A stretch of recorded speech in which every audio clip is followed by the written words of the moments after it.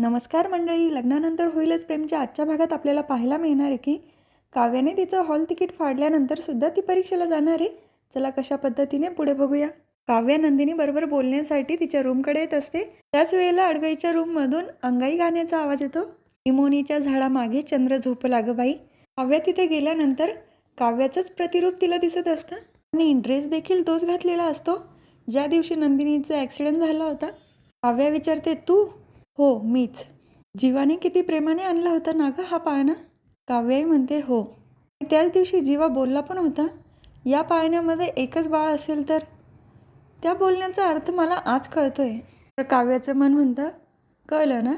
जीवा आणि नंदिनी तुला वारंवार सांगण्याचा प्रयत्न करत होते, पण तू तुझ्या सुखात इतकी मग्न होती की त्यांची दुःखी अंगाई तुला ऐकायलाच नाही आली. काव्या सांगते, हो खरंच चुकलं माझं. तो दिवस जर परत आणता आला असता ना, खूप काही गोष्टी बदलल्या असत्या का मी. माझ्या हातातला सैल झालेला धागा मी आईंना पॅक बांधायला लावला असता आणि जो हरवल्यानंतर सुद्धा मी शोधला असता. ताईच्या हातातला धागा मी नसता बांधला. तर काव्याचं मन म्हणतं, पण आता खूप उशीर झाला आहे काव्या. सगळ्या गोष्टी बदलता येत नाही. तुझ्या एका चुकीमुळे नंदिनी ताई आईपणाची परीक्षा नापास झाली. त्याचं काय, ती री एक्झाम नाही देऊ शकत. काव्या सांगते, नाही नंदिनीताई आई होणार आहे. तर तिचं मन म्हणतं, होणार आहे पण ती स्वतः या सगळ्या गोष्टी फील नाही करू शकत ना. तिच्या पोटात बाळ वाढणार नाही आहे, तिच्या पोटात कळा येणार नाही आहे आणि तिचं डोहाळ जेवणसुद्धा होणार नाही आहे. डोहाळ जेवण आर्याचं होणार आहे काव्या. पणाची एकही गोष्ट अनुभवता येणार नाही आहे नंदिनीताईला. उद्या आयच झाल्यानंतर तू बरेच प्रॉब्लेम सॉल्व करशील, पण हा स्वतः क्रिएट केलेला प्रॉब्लेम तू नाही सॉल्व करू शकत. बरं, उद्याच्या परीक्षेसाठी तुला ऑल द बेस्ट. उद्याच्या परीक्षेमध्ये कितीही दिवे लावलेस तरी जीवा आणि नंदिनी ताईच्या आयुष्यातला अंधार कमी होणार नाही. त्यानंतर काव्याचं मन तिथून गायब होतं. तर काव्या खूप रडत असते पाळण्याला हात लावून. दुसऱ्या दिवशी सकाळी विक्रम काका टीव्हीवर न्यूज बघत असतात. अति मुसळधार पावसामुळे सगळीकडे पाणी साचलंय आणि अत्यंत महत्त्वाचं काम असेल तरच नागरिकांनी घराबाहेर पडावं, अन्यथा पडू नये असं न्यूजला सांगत असतात. तेव्हा विक्रम काका म्हणतात, बापरे आज तर काव्याची परीक्षा आहे आणि बाहेर हा मुसळधार पाऊस पडतोय. मानिनी काकूही म्हणतात, काव्याला काही अडचण यायला नको नाही का. थांबा मी तुम्हाला चहा घेऊन येते. मानिनी काकू जेव्हा किचनमध्ये जातात तेव्हा जीवा आणि नंदिनीने ऑलरेडी चहा तयार केलेला असतो. दोघांना असं खुश बघून मानिनी काकू तर खुश होतात. अरे तुम्ही दोघं इथे. सांगते, हो आई, बाबांना जसा चहा लागतो ना अल्ल घालून, अगदी कडक चहा तयार आहे. आणि हो, काव्याला आवडतात म्हणून पोहे करून ठेवले. लहानपणापासून सवय तिची, परीक्षेला जाताना ती पोहे खाऊनच जाते. शिवाय म्हणते, हो बाहेर जाताना दही साखर लागेल ना, म्हणून दही साखर पण तयार आहे. तर मानिनी काकू खूप इमोशनल झालेले असतात. दोघांच्याही चेहऱ्याला हात लावतात. नंदिनी म्हणते, अजिबात रडायचं नाही आणि कालबद्दल काही बोलायचं सुद्धा नाही, कारण आजचा दिवस खूप महत्त्वाचा आहे ना. आणि काव्याची परीक्षा झाल्यानंतर मी स्वतः तुमच्याशी खूप बोलणार आहे आई. आणि काल तुम्ही माझ्यासाठी जे काही केलं आहे ना त्यासाठी मी. तर मानिनी काकू तिला थांबवतात. गालाला हात लावून काहीच बोलू नको म्हणून तिला सांगतात. तर जीवाही म्हणतो, आई आजच्या दिवसासाठी खूप गोष्टींची तडजोड केली आहे, त्यामुळे आजची वाईब चांगलीच असली पाहिजे, ओके. तर मानिनी काकूही म्हणतात, हो आज सगळं चांगलंच घडणार आहे. मी काय म्हणते, हा चहा तुम्ही दोघंच घेऊन जा ना, कारण कालपासून खूप शांत शांत झाले. शिवाय म्हणतो, ओके. तर पार्थने काव्याला परीक्षेला जाण्यासाठी काय काय लागणार ते सगळं तिच्या पर्समध्ये टाकलेलं असतं. पॅन कार्ड, आधार कार्ड, पेन चालतो की नाही याची खात्री करून घेतलेली असते. काव्या तुम्ही आहात कुठे, तयारी नाही झाली का तुमची अजून. तर दुसरीकडे नंदिनी आणि जीवा चहा घेऊन आलेले असतात. बाबा चहा घ्या ना. विक्रम काका थोडं रागाने बघतात तिच्याकडे. जीवा तिला इशारा करून म्हणतो, काही नाही खाली ठेव.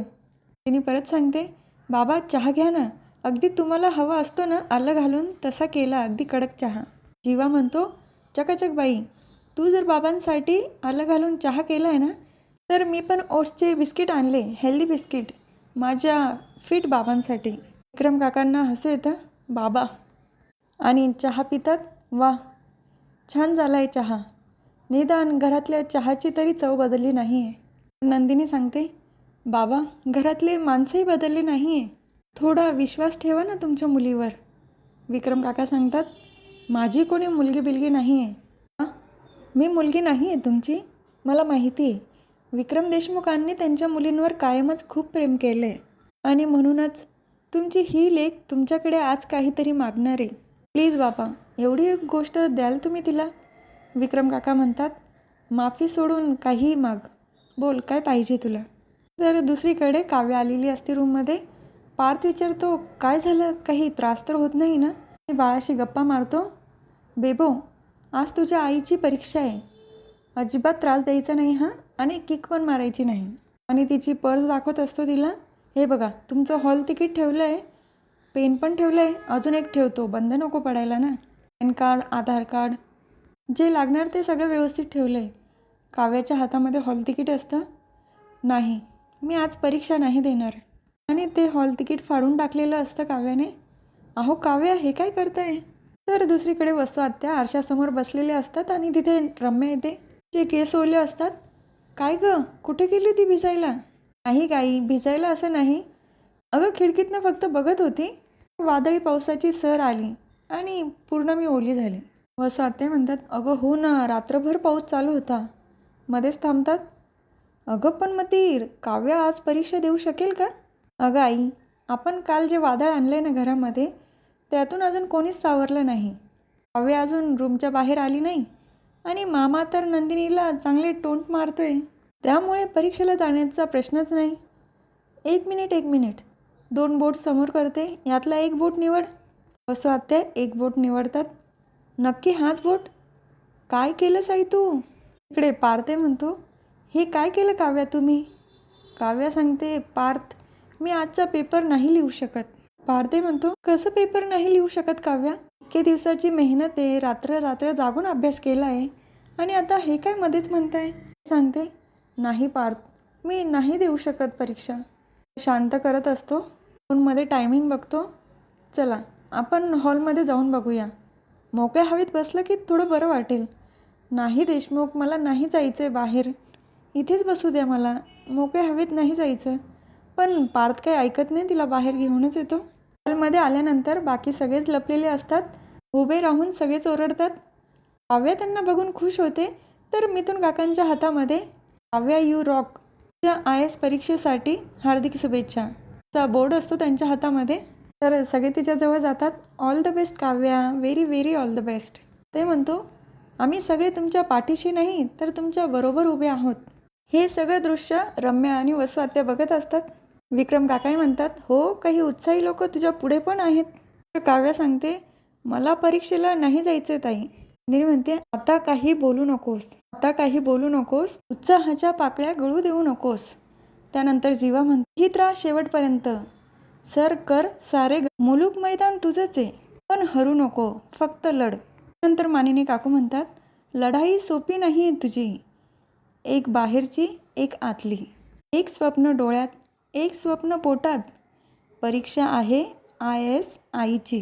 मिथुन काका म्हणतात, तू चिड, भीड, लढ, झगड, कुठेच थांबू नको पोरी, साचू नको डबक्यात, वाती होऊन नदी परी. नंतर विक्रम काका म्हणतात, आयुष्याने दिलाय तुला सेकंड चान्स, घालू नको वाया, कॉलर टाईट आणि मानावर, तुझ्याकडे अभिमानाने बघाया. काव्या इमोशनल झालेली असते, रडत पण असते ती. तेव्हा पार्थ म्हणतो, मी माझा मान आहात, अभिमान आहात, आमची शान आहात. मला खात्री आहे, येणाऱ्या काळामध्ये तुम्ही तुमचं नाव कोराल.